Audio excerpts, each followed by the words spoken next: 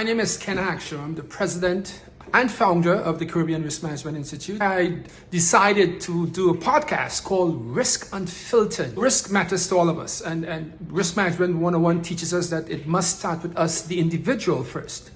So the podcast speaks to folks like your good self, for we are all exposed to some level of risks. And we have pretty good fun. I taped the first podcast with Dr. Kirk Douglas, the head of the Biodiversity Department at the University of West Indies at Cavehill.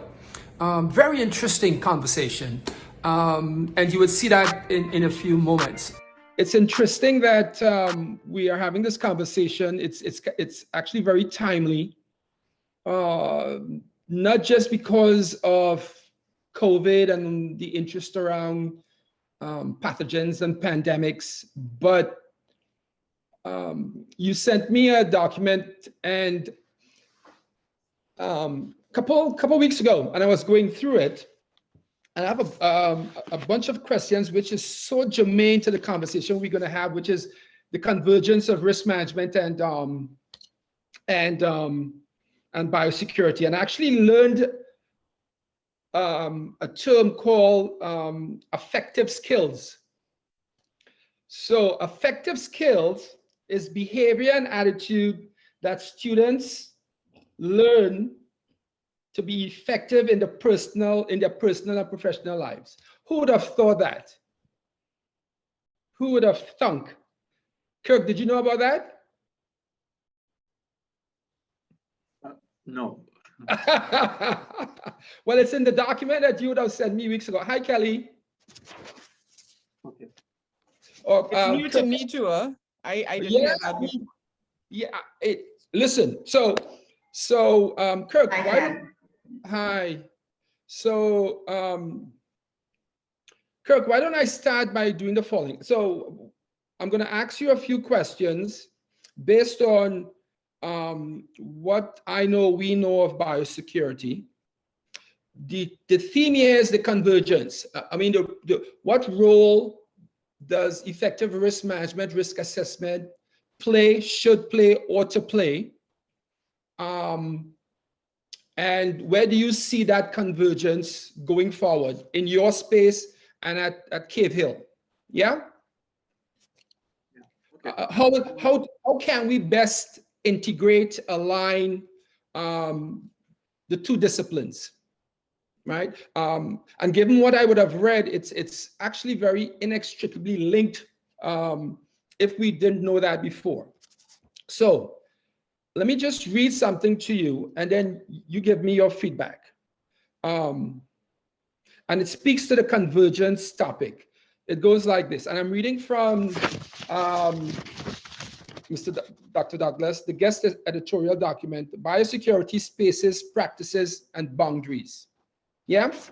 So the paragraph goes like this. Instead of more mastery through greater awareness, risk society signals a world where we become conscious that unconsciousness does not mean full control. Bruno Latour radicalizes Beck by emphasizing social and material complexity, underlining the sense that there can be no true security, that risk is not simply more awareness, but that taking action to reduce risk is part and parcel of social and material generation of risks. You concur? Yes, to some extent. And I will explain. Go. Okay, the point that was made in terms of awareness. How can you deal with risk management? I think I would definitely take that point. Even though I think awareness is a critical part of it, but it's not the end all and be all of it. With respect to biosecurity, our outlook, our perspective of biosecurity is, in our opinion, slightly different from the traditional perspective, whereas persons usually associate biosecurity with hazmat suits, biological warfare, conjuring up those types of images.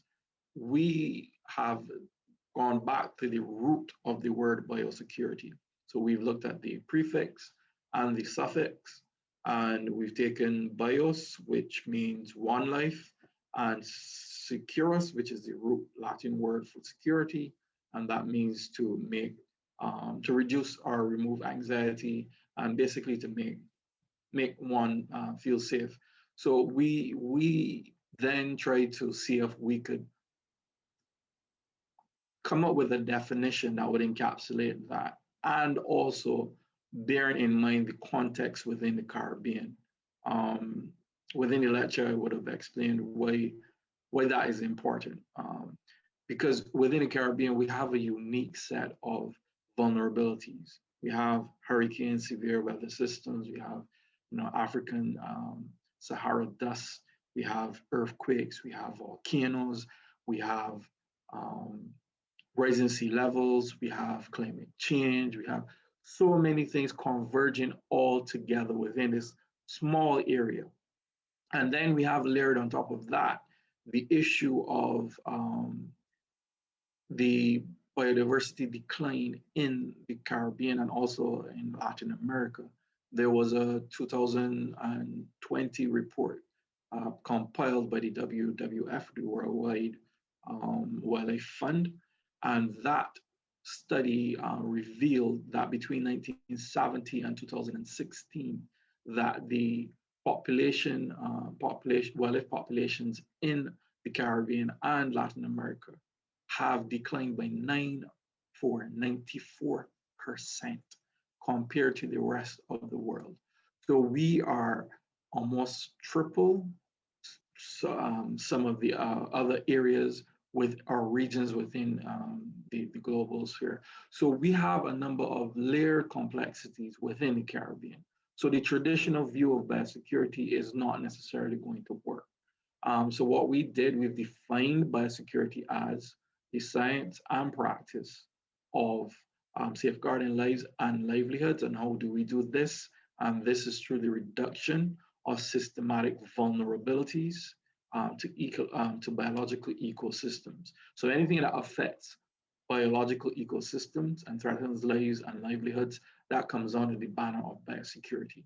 So that gives us the umbrella within to capture whatever issues we would be facing in the Caribbean. Then we took it a step further because that is very broad.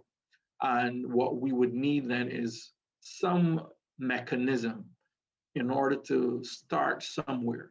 And we have to have a formal way of doing it and not a haphazard way.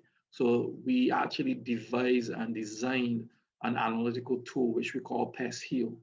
And this is a tool that we've used to scan the environment. We know it's not going to be perfect, but we don't expect perfection because we're now starting and we now are looking at these particular issues. But what it does, and one advantage it gives, is that it allows you to look at many different spheres and disciplines.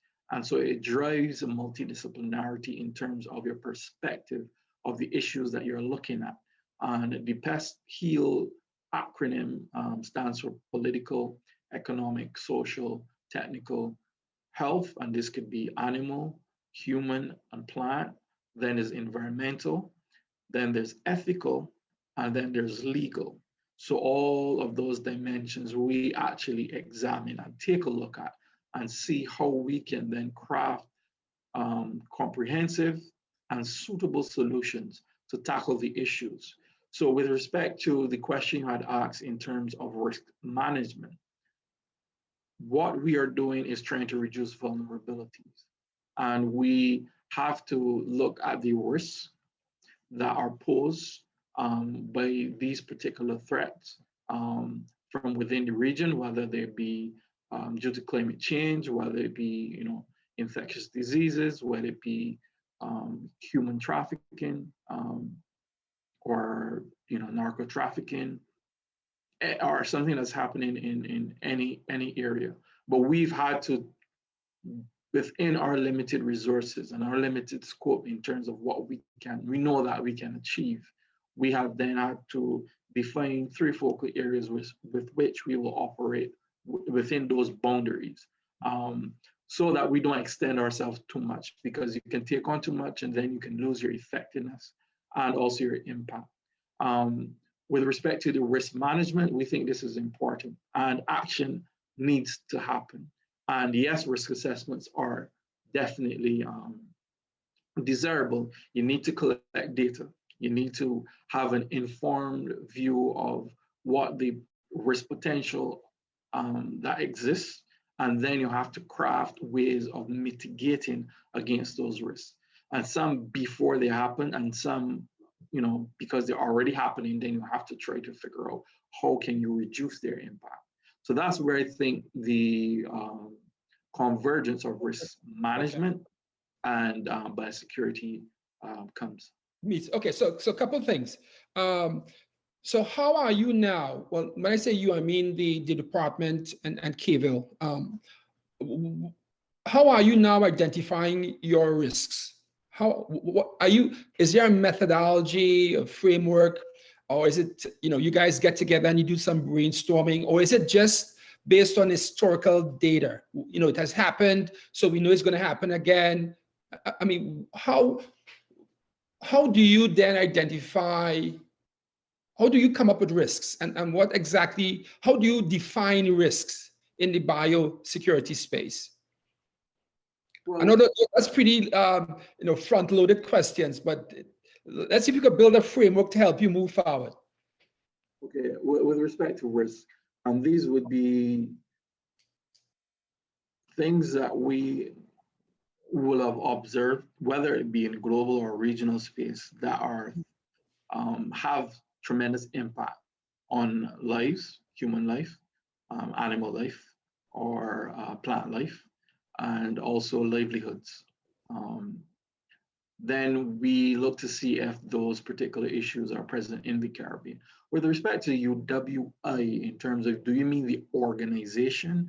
If we do adopt a risk-based approach to, in terms of education, because that's a slightly different. I mean, specific your department, biosecurity. So everything we're talking about now is about biosecurity. Yeah. So when I say you and it's you and your department and your team, right? And the risks to your objectives, whatever those objectives may be in the biosecurity space. And you alluded to that a little earlier. But let me get very specific. And this jumped up at me this morning. I'll say about 4 o'clock this morning. And I framed the question like this. Given how COVID has significantly disrupted economies, livelihoods, 400,000 plus lives in the US here alone, should biosecurity be deemed a more immediate existential threat than, say, global warming? And before you answer that, in that material you sent me, there was a reference to, there was a comment that went like this. Unlike the COVID pandemic, the deleterious public health and economic impacts of global warming are not as immediate as, say, this. So why is it not then your team and the World Wildlife and all of the other bodies pushing that greater existential threat given COVID? And should they? Well, I think again, there is a disconnect, and people fail to understand the interrelatedness. So, for instance, the COVID-19 is a symptom, right? So it's almost like you have a cough. The cough is COVID-19. But what is the true root cause of it? Is it only wildlife? Perhaps not. That relationship between humans and wildlife, we have to fix. That is abundantly clear, right? And that is one lesson that we have to learn, and we have to learn quickly, or else, unfortunately, this will not be the last pandemic that we will perhaps even see in our lifetime. And it will probably be of a greater severity, because in my view, COVID-19 is quite, I wouldn't want to say mild, but it could be a whole lot worse. When you look at Ebola and you look at Marburg and a lot of the other viral hemorrhagic fevers, the course of illness, it is, I don't even know the magnitude, but magnitudes worse than COVID-19. But it is the mode of transmission that makes COVID-19 as deleterious in terms of its impact on human society right now. The ability to be transferred by respiratory, the respiratory route from human to human. Within the Americas, there are those viral hemorrhagic fever viruses. There's one particular arenavirus that is able to be hantavirus, that is able to be transmitted human to human, and is found in Chile in mice. And there was an outbreak recently, I think a year or two ago, and there was a big cluster, a larger cluster than they've ever seen before. So this is something that is brewing, and it lends the question in terms of how humans are managing their environment. So when we deforest, and the Amazon rainforest is the largest rainforest in the world and is considered in the climate change conversation as the lungs of the world. So we are depleting that. So you have multiple things occurring at the same time. You have humans logging, mining, damaging the environment, displacing wildlife, encroaching on the habitat of wildlife, and exposing themselves. They're also farming, so more people are now coming into that environment and also being exposed. And so you have the convergence of multiple things occurring at the same time. So Doc, is that happening at a fast, in your expert opinion? And it goes to the question: is that happening at a faster rate at than global warming?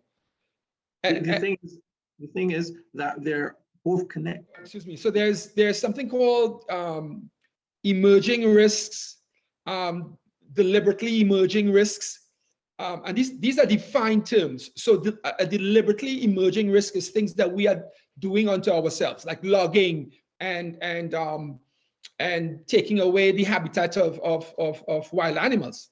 Okay, that being said, climate change, given my little research, is not as impactful by way of death count than a pandemic. Okay. So why is a pandemic risk not more existential than climate change? Or should it be, I guess is the question I'm asking. Well, the thing is, pandemics and infectious diseases, they are faster moving, and the impact is much greater. And I've had conversations with persons who are chronic disease researchers, and they all say, and this was before the pandemic, we don't really need to fund infectious diseases. We haven't had a pandemic in quite some time. So their concept is, we have a real problem with chronic disease, which is a slow moving pandemic, really and truly in the Caribbean, and also for persons of African descent in North America. But the critical point that I think needs to be pressed home is that I don't see one as greater than the other. And that is the fundamental flaw, a lot in terms of the funding, in terms of the research, in terms of even the treaties. We have a siloed way of approaching these problems, but we fail to understand the interconnectedness of it. So what you're going to try to achieve with climate change can also help you with the emergence of pandemics, but you have to see the link. You have to see the importance, or not. Right. What you do, you will come over here with blinders and you will just focus on climate change and say, I don't worry about what wildlife people are doing. I have to do this. But you're not saying, okay, we can hold hands together and say, you know what? This risk is actually linked to this risk. And so if I don't help you or you don't help me, right, the risks are not going to be reduced. So let me agree and disagree with you a little bit. And I love the word interconnectivity, right? Interconnectivity. So let's bring risk management or the value of a deep dive into your space. You cannot manage risk in silos. Totally agree. Yes. So you must look at climate change and the pandemics and wildlife and the transference of diseases, the jump. Okay, you need to look at all of that. But in the risk space, we talk about the hierarchy of risks or a business impact analysis or an impact analysis. And as you alluded to, there are, you may not have enough resources to throw behind all of them equally. Yes? Okay. So when it comes to risk management, we talk about financial, injurious, reputational impact. Top three. Yeah? And injurious in this case is death. So if it is that you have various risks all eventuating at the same time because the ice caps are melting, folks are, humans are moving into spaces where wildlife once was predominant. Yeah. So all of those things are happening simultaneously.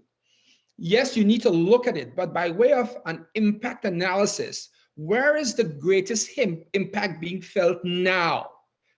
And greatest impact is by death. So the ice caps are melting, snow caps are melting, fossil fuels are thinking, but the last piece of research I looked at, they said if by 2030 certain things aren't done, then all hell breaks loose, yeah?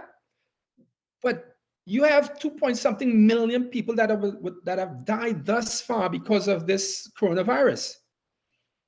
Well, so, you see, the thing is, so let me just finish this point. So global warming may have contributed to what we are facing now, yeah? But I go back to the question then. So maybe in reframing the existential threat, not just as global warming, because in my respectful view, if you do an impact analysis, global warming as a contributor to the 2-point-something million lives there, more specific than that is the fact that you have biosecurity that's probably not as funded or as much attention being paid specifically to that element than, say, the melting of the ice caps. And so from a risk management perspective, that's how I am viewing it. So you have the floor. Okay. First, I would say that climate change is more than just the melting of ice caps, and there's heat waves there. And I'll give you one statistic because this precedes our next initiative that we will launch in this summer.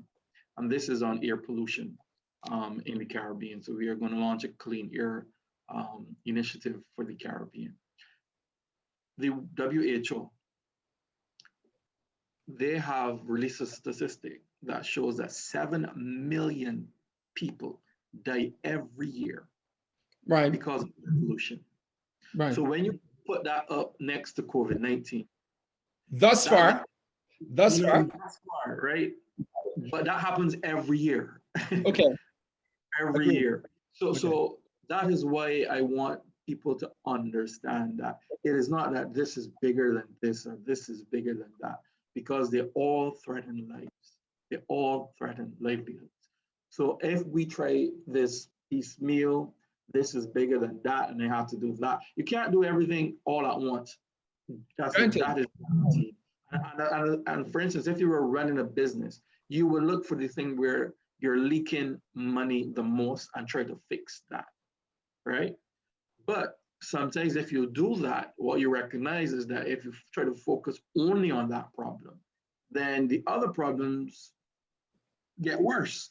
And in trying to fix that problem, now you've taken your eyes off of those, and then you run yourself into problems. So perhaps the better way of approaching it would be then to see how can we do an integrated approach, looking at the impacts of all of them combined and what is the most suitable and most comprehensive approach that will give us the best bang for our buck, rather than saying, okay, this is now the biggest problem, and we have to throw all the money behind this, but then we leave gaping holes. And once you've quote unquote wrestled that to the ground, now you have, a million skyscrapers now to try to climb. So do you know that, and Natasha and I were talking about this in passing. You ever heard of, and it's a medical term, risk homeostasis? I know homeostasis, and I could perhaps. No. We're putting the two together. Risk homeostasis. Don't dissect this stuff. Risk homeostasis. What I'm saying is that I don't know the actual term, but by hearing the terms, I can kind of guess. Okay, take a guess at what do you think the relevance is? Well, homeostasis is having everything within balance. Right. Having your body, or having an environment in homeostasis, or even a chemical reaction. So it is everything within balance and having your risk balance.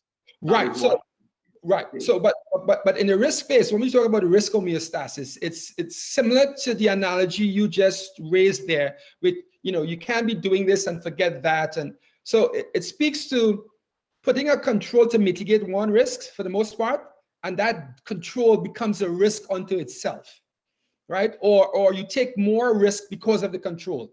And a good analogy will be, you go and you change your brakes in your vehicle, and because you have new brakes, you think, no, I could drive faster, right? So you have right. So that said, let me ask you another question, and it speaks to the governments of the Caribbean islands.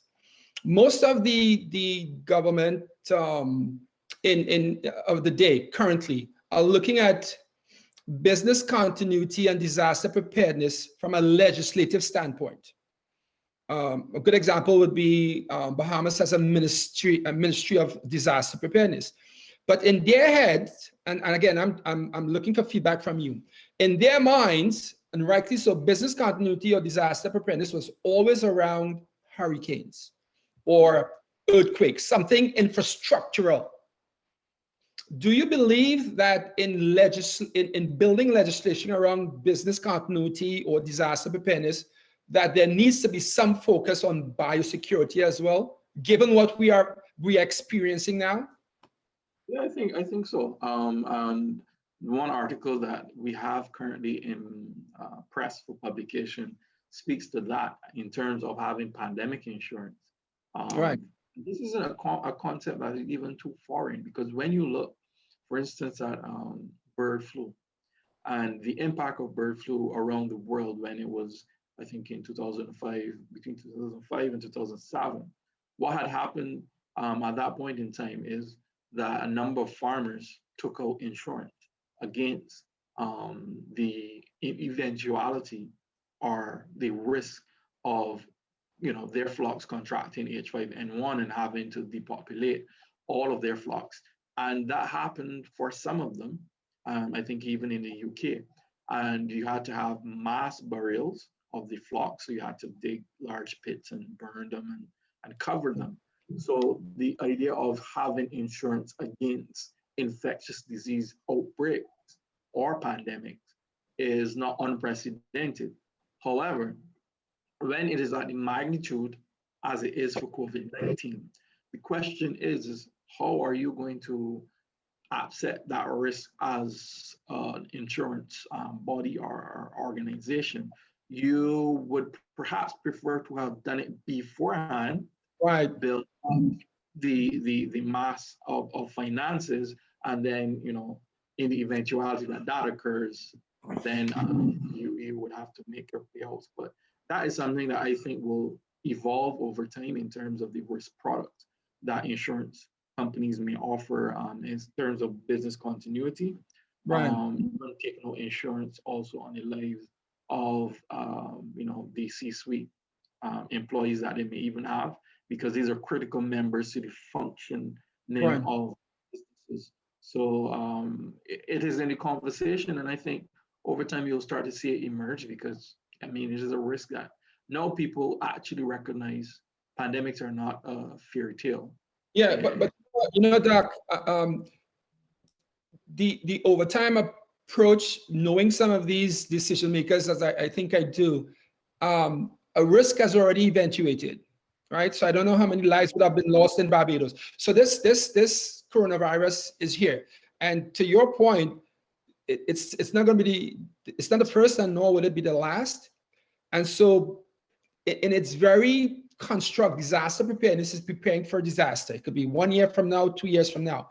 So I want to respectfully submit as part of this conversation, and I don't know where the biodiversity department is with this, is that, you know, how strong your advocacy is for some of these things we are talking about. And knowing you, I think you're a strong advocate for future proofing the Caribbean, and I dare say outside of the Caribbean as well. But if you can't think it, you can't act on it. And these guys aren't thinking or asking the questions you and I are talking about. So and I'm not as in tune or as aware of how you are advocating up the government line to get some of these things done. And so you and I would have spoken about the problem with the reinsurance companies globally, where there's an impact to they spend so much money on pandemic and storms and stuff, and they are saying that there may not be enough to go around if these things continue to happen. So again, you can't fight all of the battles, but there needs to be controls in place for not if, but when these risks do eventuate. And what I've seen, observed, and researched, folks aren't doing the things you and I are talking about as robustly as they ought to be doing it. And when I say they, I mean the governments and the institutions. Natasha, you guys want to jump in with a question? I don't want to hug all Dr. Douglas's time, you know, because I can do this for the next 5 hours. You know, you're talking, and I'm thinking about when we used to speak in the early days about, you know, essentially what you are, both you, Dr. Douglas and Ken, you're a voice in the wilderness. You are foreseeing what's coming, and basically trying to get everybody on board and trying to get the leaders and the decision makers to act in a way that will be proactive and anticipatory. But at the same time, you know, as you've said, Ken, if you cannot imagine it, you're not interested in acting on it. And people who are in positions of power tend to have a little hubris themselves. So it is a thankless and really difficult and challenging task, coronavirus or not. I mean, we know what's happening in the world right now. I mean, you just have to look up north where you are, Ken, and see how decision makers are even in the midst of unprecedented daily deaths, twiddling their thumbs and denying what is in front of them. So we could talk till thy kingdom come. But if they choose to ignore, or it's convenient for them, or it destabilizes their power structure, it's in their interest to say, well, no, I'm not seeing it. See no evil, hear no evil, etc. So, yes, go ahead, Doctor. Also, Natasha, but you just put your finger on the pulse of something that is at the heart and the root, I believe, of it all, even this COVID-19 pandemic. And for me, that is human behavior and how you can modify human behavior. Because with someone who has hubris, in order to get through to them, you have to be able to change their behavior. Their behavior is set in a certain way or a certain, trend. But if we are to be effective, then you have to be able to change that directive. And I'll give you an example that I know the challenges of it, and I do concur with you in terms of being a voice in the wilderness. When I was doing the study in migratory birds here in Barbados, there was a lot of pushback. As a master's student, you don't have much leverage, as a university student, and you're telling, the chief veterinary officers, oh, yeah, this thing is coming. Oh no, that will never get here. That risk is not thing. You're invited to a regional meeting, and they try to veto that because who are you, But then you manage to push, given all of that, you keep on your focus, you keep and you hammer, and you hammer, and you hammer. And thankfully, you do get a breakthrough. You do actually isolate the virus, connect with the USDA, and they come, okay, so can we have the results of your study, please? And you're like, really? I thought thought this was not going to ever happen, you know, and then you recognize that unless you can show definitively, and not only show definitively, but also collaborate with people who have impact and that they respect, then you do not necessarily get as much mileage. But once I had connected with the USDA, and they had, and we were publishing, and we published that paper in a top journal, then they were asking me for the actual journal so that they can have a copy of it. But a lot of it is a lot of political machinations that goes on. And again, it still comes down to human behavior and cultural norms. So let's bring risk management into that. So Kirk, when we talk about the convergence, so when you mentioned attitudes, behavior, that is an element of risk management we call risk culture, right? Which is defined as the sum total of one's attitudes and behaviors, and the two of them put together equals the culture of an organization. So I want to respectfully submit to you that the following: in doing risk assessments, risk identification in the biosecurity space, a category of risk ought to be people risks, right? Both within your organization and externally. And people risk, one of the elements of that is culture, risk culture, attitudes, behaviors. And it kind of goes back to that term I found in the paper you sent me, affective skills, behavior and attitudes of people around their personal and professional space. Now, there's also something we call accepted risks. So in doing a full-blown risk assessment within, say, your department or in the biosecurity space, there will be risks that you will have to accept because you will have no control over it, right? But that then needs to be documented. And one of them could be political risks. One of them could be people risk or the attitude and behaviors of others, because you'll never be able to convert all. To Natasha's point, you know, 2-point-something million, 400-something thousand people would have died. And I'm looking at the news, and there's a store owner in Naples, Texas, one of the richest communities in Florida, that folks aren't wearing masks. The cashiers, they aren't wearing masks. Yeah. So unless it's there's legislation around it, unless you are forced to do it, some folks will not do it. Yeah. But I get your point. Even if you do legislate it, legislation is not a miracle portion. That doesn't, because people break the law. Yeah. Right? Yeah. Exactly. So there's always an element of, you know, residual risks, right? And so I'm using terminologies and concepts that as we would have discussed, that needs to be part of your lexicon around biosecurity, because they all fall in place. Yeah.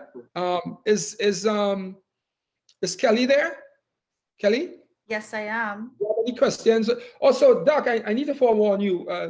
Kelly is a chemistry kind of well, other than the academic side of it, you know, she wants to pick your brains a little bit. Kelly, you have any questions for the Honorable Doc? I have a comment rather, because I wanted to jump into that climate change versus yeah,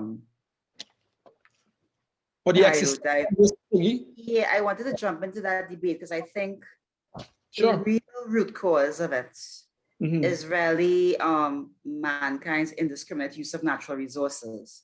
So I think both climate change as well as the issue of biodiversity loss, they are both manifestations of the same risk driver. And therefore, by focusing on which one is more important than the other, you miss the opportunity to address that real root cause. Because, for instance, in Trinidad, we all know the wild meat parang season, right? And there's never really been public engagement with respect to what is the consequence of having a wild meat season, right? It's part of our culture. You know, it's part of a season that brings us joy, but missing in that conversation is the impact on our biodiversity. Unless that link made, you would find that people don't make that connection with that. We are tapping into resources that we ought to leave well alone. Right. Yes, I think that's an important part of the conversation. So yes, we may focus on those symptoms, which I think is climate change and biodiversity loss. But when you keep going, why is that? Why is that? Why is that? Well, we are all utilizing resources at a faster rate than we ought to. Why is that? Because the population is constantly expanding, the world population. Not only is the world population expanding, but also the desires of each individual. Before, your wants would have been, as a student, whatever. But as you grow older, your wants now become expanded. And so it is really, to me, at the root of it is greed and hubris throughout the world that is driving a lot of this. And that's why I said, when Natasha spoke, that she touched it, to me, is human behavior. Yeah. The mining, the logging, all of this is greed. They want more money, and they're doing it at all costs. Even when they're building, they're building these large hotels or resorts on the coastal areas. They're going to clear mangroves, and mangroves do a tremendous job in terms of the ecosystem servicing, sequestering carbon. But a lot of this is now going to be brought into the conversation, and kind of the policies and the treaties that are signed are driving this change that is slow. And we would have seen New Zealand, for instance, making it mandatory for people who are doing any national development projects to also fund the climate risk of that particular project. And I think that is what you will see. In order to access funding on the global stage, countries will now start to have to report in terms of their emissions for their countries.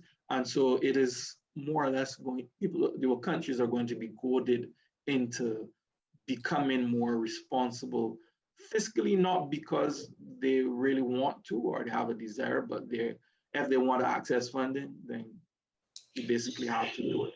Yeah, can I just add something, Ken, if I may, before you do? I want to reinforce something that Kellyanne referenced, which is the wild meat and parang season. Even while you were speaking earlier, Dr. Douglas, as someone who considers myself a reader and a learner, it is sometimes actually really difficult to connect and to bring home some of these concepts. But you see that story about wild meat and parang, immediately I see how it impacts me. And I think one of the things that we all need to do better is tell stories and relatable stories. So when Kellyanne spoke about wild meat and parang, I could immediately feel and know, okay, this is what it will mean for me. No more curry iguana, no more, or maybe less rather than no more, or so on.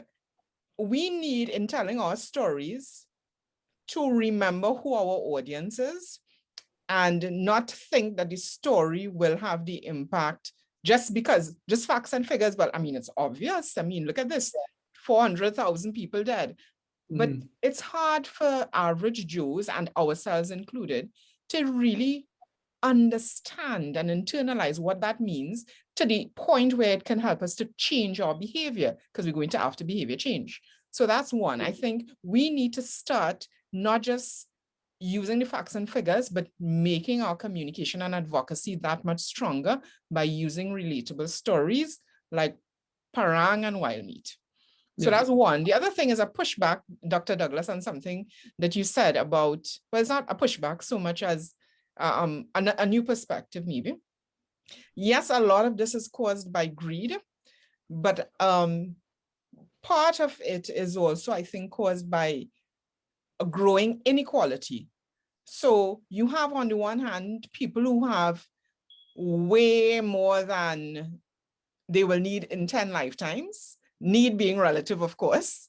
But then on the other hand, so this is a small group of people, and a shrinking small group of people who have more than they need.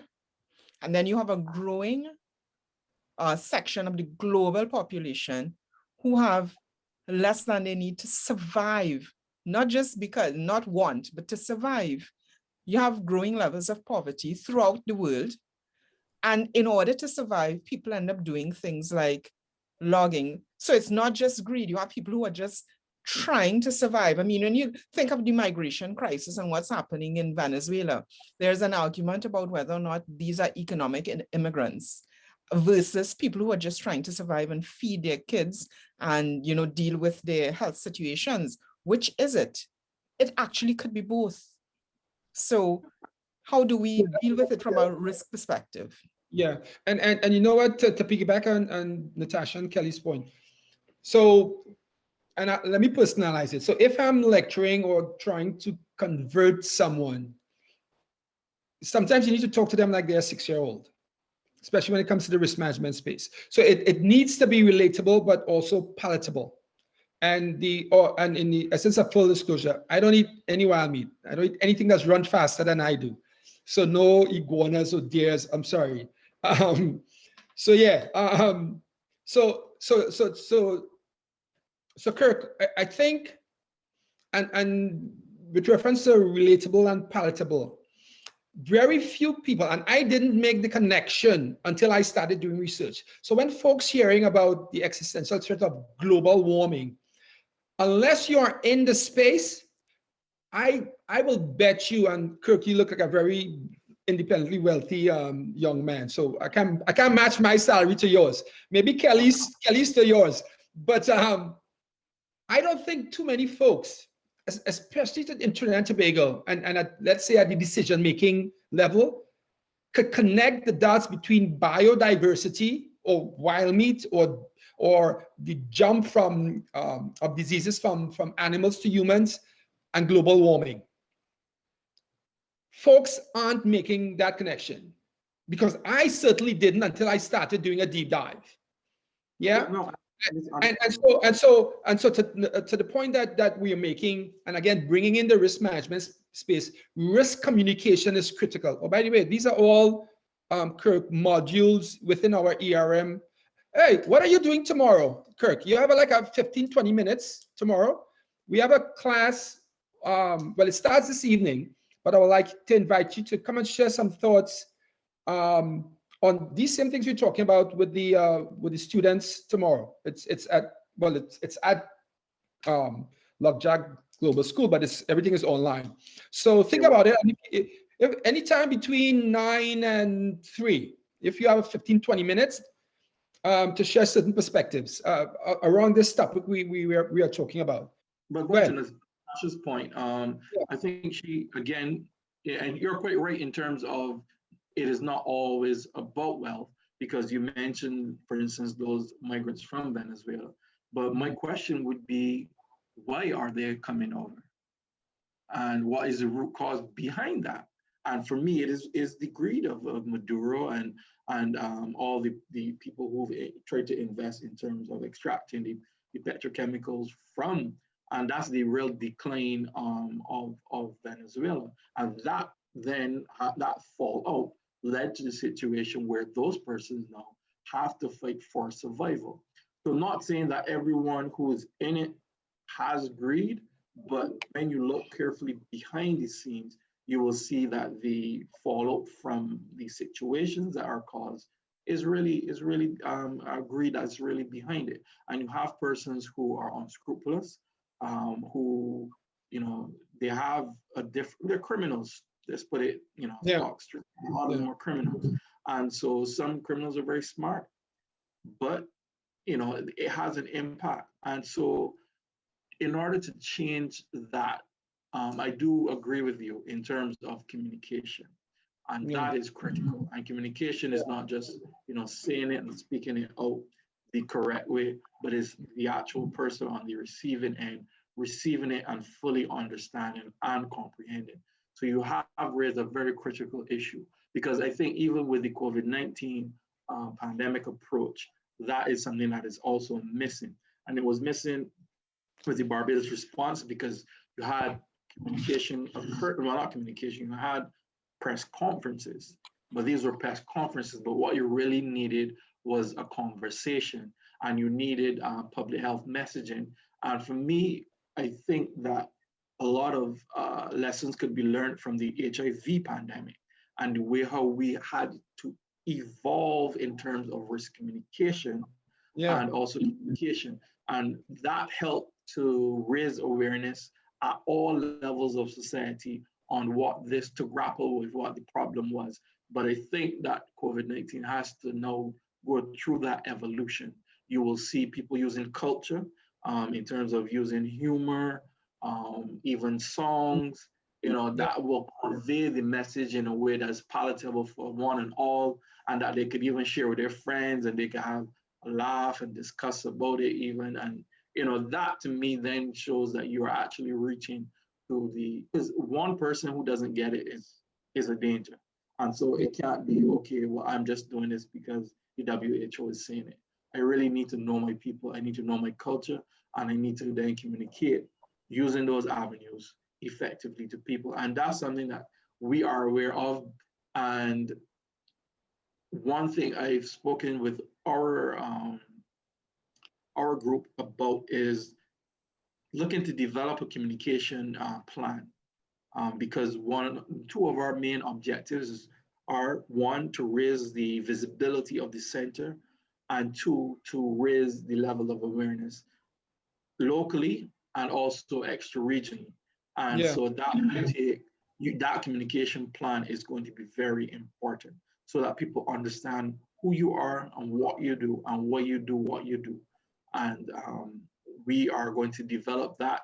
We have a marketing and communications arm at the university, but we also recognize that, you have to use different methods of, bringing visibility and raising that level of awareness. So that is something that's going to be critical, I think.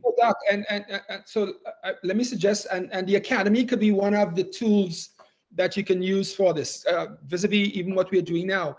But again, I think, and you use the term interconnectedness earlier on. So that interconnectivity needs to be spoken to, and maybe Kelly's point about, what is it, parang and what, and wild.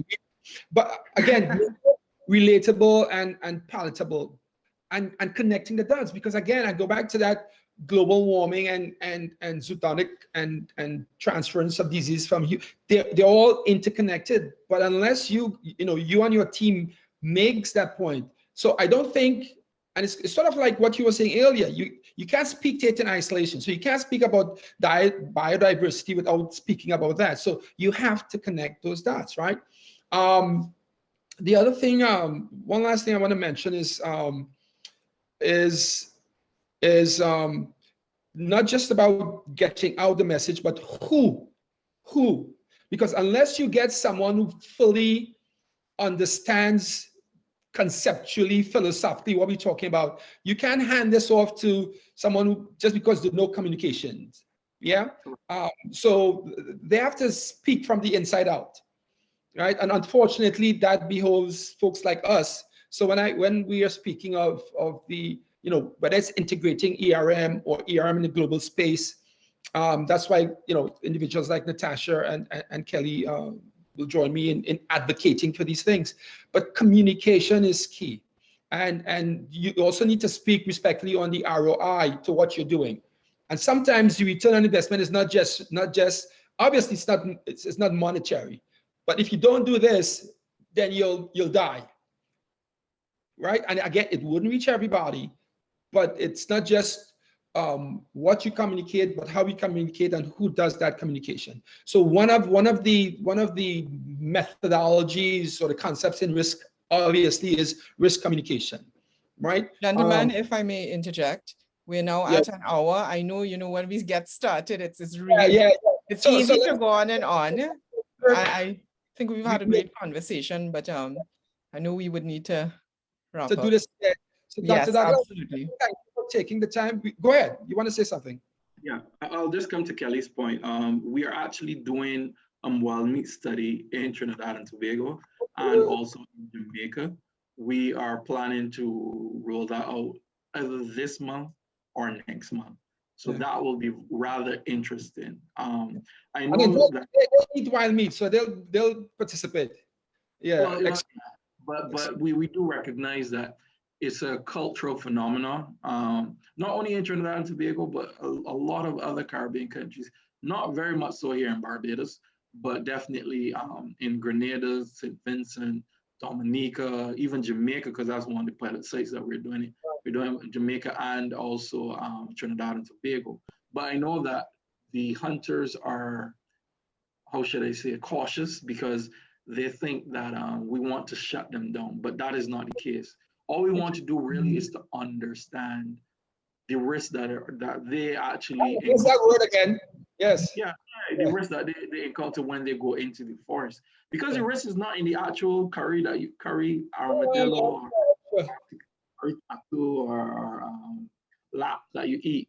It is really when you are in the forest hunting, the aerosols, the urine, the feces that you can be exposed to, or even your dog. Then in terms of butchering the meat, that contact with blood, that is where the higher risks are. And so we want to engage them and not to, because as you mentioned, this is something that everybody looks forward to in Trinidad and Tobago every Christmas, because that is the season that, people, that's what they do. Good luck with them with that one. Yeah. I want to introduce you to the concept of homegrown wild meat too. So yes, we actually, so I'll invite you guys to come. We have three more events planned for this month. The first one will be examining illegal wildlife trade and also money laundering. Kelly, this will be right up your street, and the impact of the illegal wildlife trade on money laundering. We have the head of ACAMS. You'll be familiar with ACAMS, which is the Anti-Money Laundering Certification Organization. The director for the Americas, William Rob, he will be one of the panelists. And so they'll be discussing that. The second one is with wild meat. And that will be really interesting. We have Michelle Singh from Cardi. She is a Trinidadian, and she was very much involved in the growing wild meat, wild meat farming. That initiative in Trinidad and Tobago, so that should also be interesting. And then finally, on the 25th, we have One Health, land use changes, and Caribbean wildlife. So the impact of our activities, human activities on wildlife. We're trying to see if we can get the chief town planner from Jamaica. We have environmental coordinator from NEPA, which is the National Environmental Protection Agency in Jamaica.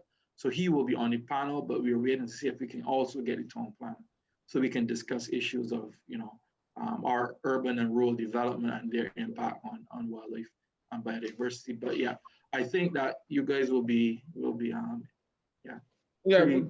for that, probably from a usage standpoint.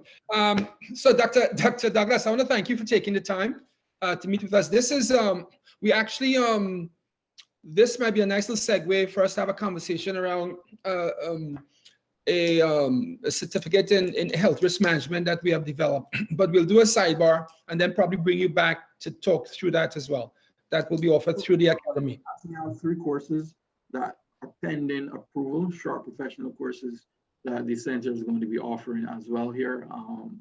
They should be, I'm hoping, sometime in either April or late March or early April. I'm hoping that there will be we will get approval, and then we can actually administer them. Okay, good. I hope risk management is part of risk assessment is part of the risk management is going to be a big part of the first course. The title of it is biosecurity more than meets the eye. That's the title, and I will look at risk management where biosecurity is coming. So Doc, I want to thank you. It's always a pleasure. Kelly, I want to thank you for taking the time from your busy schedule. Natasha, thank you as well. No problem. We'll do this again. Really enjoyed the conversation, guys. Yes. Okay, Doc. The conversation as well. So thank you again for inviting me, Ken. Anytime. You guys have a wonderful weekend. Okay, do the same. I would like you to stay tuned for more podcasts coming up. It's meant to inform, educate, and to help you plan and identify what risks matters to you. whether you are running a kiosk, a grocery store, a conglomerate, hair salon, or a major entertainer or an upcoming entertainer. So I want you to stay tuned for some of these podcasts, or all of them, but I look forward to engaging you guys. So join us and stay tuned. Thank you much.